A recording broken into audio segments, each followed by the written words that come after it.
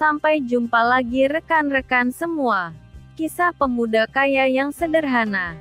Episode 270. Teman-teman, kali ini kita telah memasuki episode 270. Jangan lupa like dan komennya ya. Dan bagi yang belum subscribe, silahkan subscribe dulu supaya teman-teman dapat pemberitahuan jika kami upload cerita terbaru. Dan admin mengucapkan terima kasih kepada rekan-rekan yang telah mengikuti cerita ini. Mari kita dukung channel ini supaya senantiasa bisa terus menampilkan cerita-cerita terbaru. Kita kembali ke cerita. Pada episode yang lalu diceritakan, siang itu Andi dan Pak Andre serta Pak Tio telah datang ke tempat di mana acara pertemuan tengah berlangsung. Namun kali ini Andi memilih untuk mengobrol dengan beberapa orang staf perusahaan. Dan karena penampilan Andi yang terkesan biasa sehingga para staf yang berbincang dengan Andi tersebut sama sekali tidak mengira jika mereka saat ini tengah berbincang dengan komisaris utama perusahaan. Para staf perusahaan tersebut terlihat mulai akrab dengan Andi dan perbincangan mereka berjalan dengan lancar. "Mas, maaf saya harus ke dalam ruangan lagi soalnya gak enak nih nanti kalau atasan sampai menegur kami," kata beberapa orang itu kepada Andi. "Oh iya silahkan Mas," kata Andi kemudian. Dan ketiga orang itu pun kembali masuk ke dalam ruangan. Sementara itu Wawan yang berada di dalam ruangan terlihat melihat Andi yang masih berdiri di luar ruangan tersebut. Saat itu Wawan hanya berpikir mungkin saat ini ada yang dikerjakan Andi di luar ruangan sehingga Andi belum masuk ke ruangan ini. Sementara itu beberapa orang yang belum kenal dengan Andi tampak biasa saja melihat ke arah Andi. Mereka saat itu berpikir mungkin Andi adalah salah seorang staf yang diperbantukan untuk membantu kelancaran acara tersebut. Di dalam ruangan terlihat beberapa direksi bergantian memberikan sambutan mereka. Dan acara ini juga diisi dengan laporan kinerja dari beberapa perusahaan.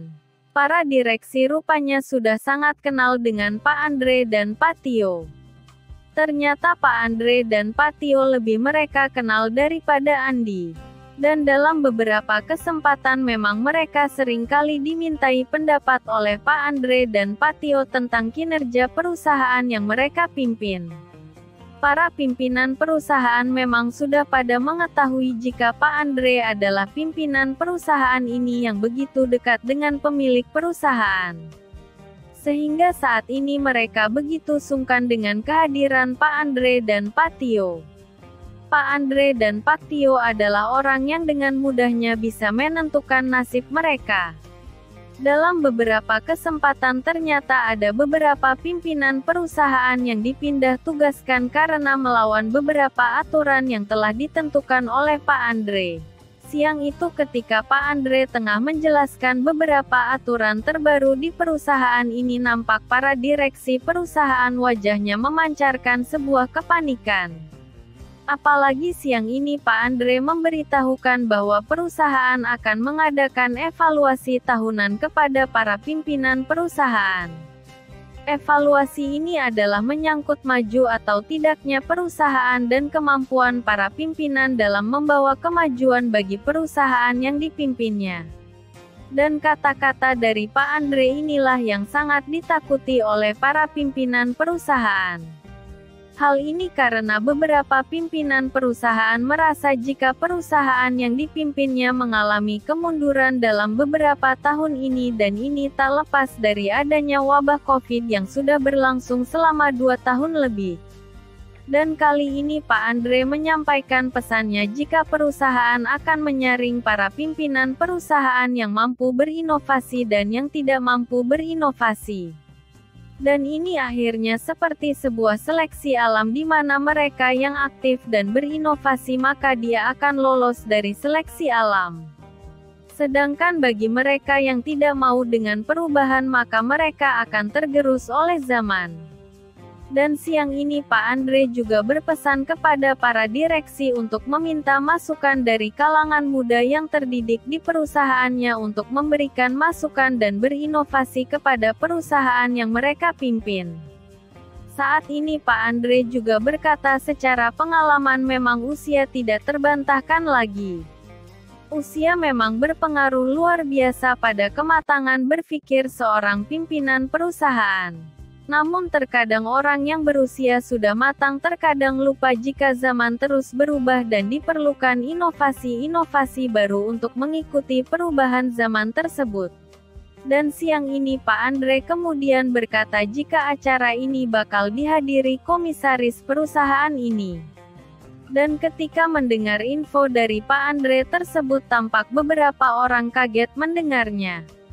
Mereka kaget karena mereka merasa dengan datangnya sang komisaris perusahaan di acara ini pasti posisi dan kondisi perusahaan yang mereka pimpin akan langsung diketahui dan langsung dipantau oleh sang komisaris perusahaan. Sementara itu Andi kini yang masih di luar ruangan bersiap untuk masuk ke dalam ruangan. Saat itu Andi melihat dari luar dan terlihat ruangan itu sudah sangat ramai. Kursi yang disiapkan pun hampir semuanya terisi penuh.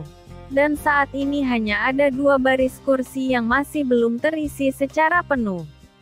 Baris itu adalah kursi pada barisan pertama dan barisan kedua. Namun hal ini bisa dimaklumi karena memang rata-rata orang merasa untuk sungkan jika duduk di barisan paling depan.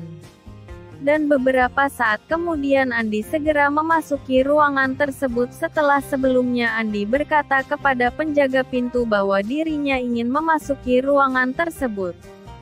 Sang penjaga pintu pun tidak bisa berbuat banyak karena mereka saat itu juga beranggapan jika Andi adalah salah satu dari peserta yang turut menghadiri acara ini.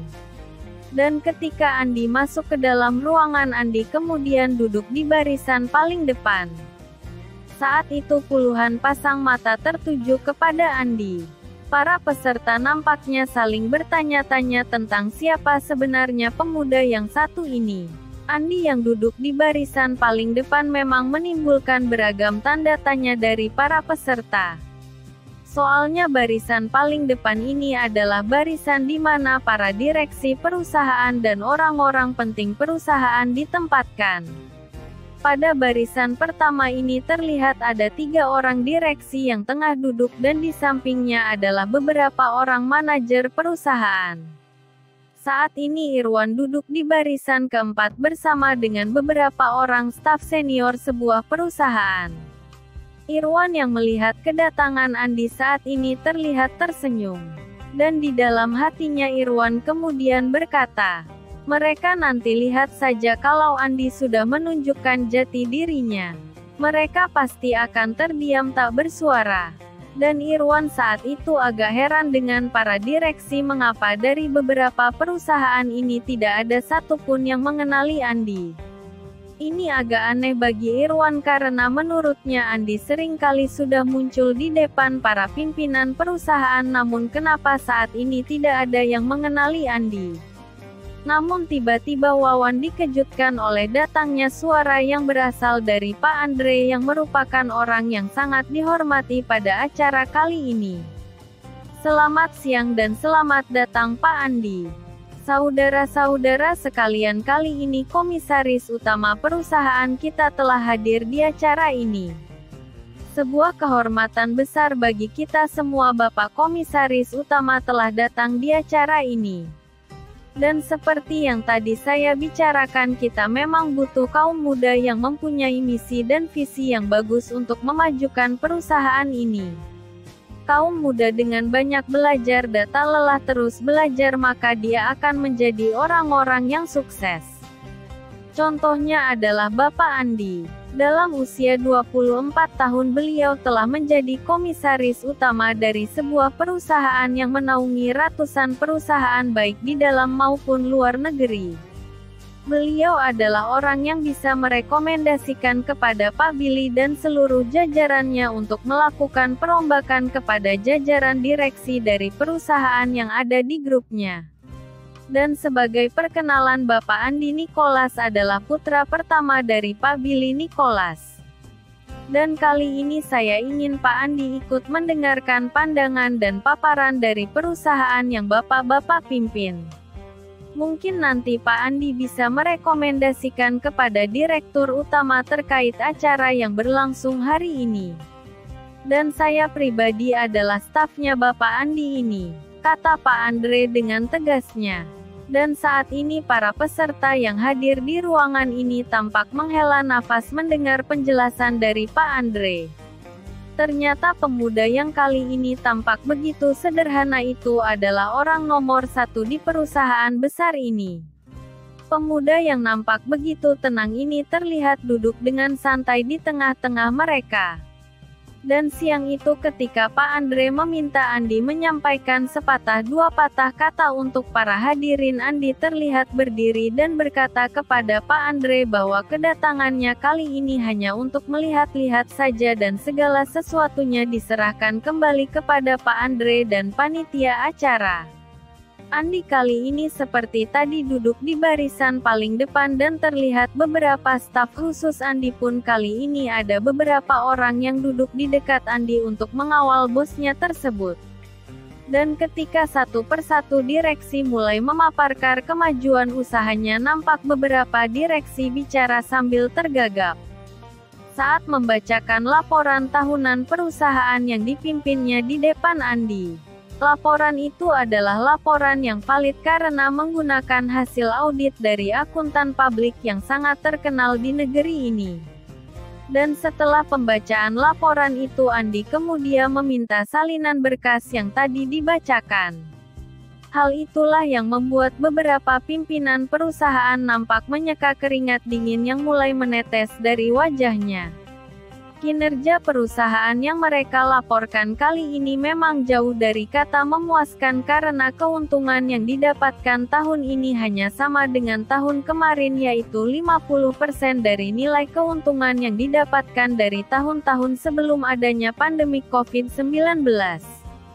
Itulah kisah pemuda kaya yang sederhana episode 270. Terima kasih kepada rekan-rekan yang sudah mengikuti cerita ini. Jangan lupa like, subscribe, dan bagikan cerita ini kepada rekan-rekan Anda. Silahkan rekan-rekan tulis saran dan komentar Anda. Dan mari kita majukan channel ini, supaya kita bisa terus menikmati cerita ini. Terima kasih.